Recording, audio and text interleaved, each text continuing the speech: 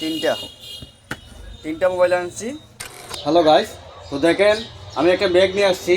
তো ব্যাগ থেকে এখন কী বার করে দেখবেন, কারেন্টের জ্বালায় আর ভালো লাগে না, বাড়িতে কিছু রাখি নাই, সব কিছু নিয়ে আসছি।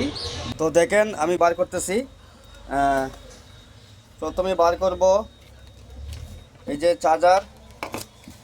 বাড়িতে কিছু রাখি নাই, সব কিছু নিয়ে আসছি। বাসায় কোনো কারেন্ট নাই, না থাকাতে এই দেখেন মোবাইল, একটা মোবাইল আনলাম। এই যে দুইটা মোবাইল, তারপরে আরেকটা, তিনটা তিনটা মোবাইল আনছি। তারপরে এই যে টর্চ লাইট, চার্জার লাইট, তারপরে আরেকটা আছে বটম সেট।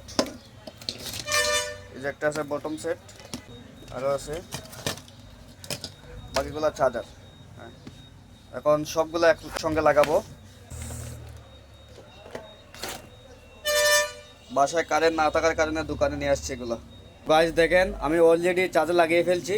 এই জায়গায় লাগাইছি তিনটা মোবাইল, এই যে এখানে লাগালাম তিনটা মোবাইল, আর বাকিগুলো লাগাইছি এই জায়গায়। এই যে লাইট, আরেকটা মোবাইল। একটা একটা করে চার্জার লাগালে সময় কাভার হবে না, এই জন্য সবগুলো একলগে লাগাইছি। 1 ঘন্টা যদি কারেন্ট থাকে তারপরে যথেষ্ট। তারপরে জানি না 1 ঘন্টার ভিতরে আবার কয়বার কারেন্ট নিয়ে যায়। তো আমাদের বাংলাদেশের এই অবস্থা 2025 থেকে 2026 সালে অবস্থাটা খুব খারাপ। ভেবেছিলাম 2025 থেকে 2026 সালে একটু ভালো দিন কাটবে, কিন্তু এখন দেখলাম 2026-এ আরও বেশি অভাবে শেষ।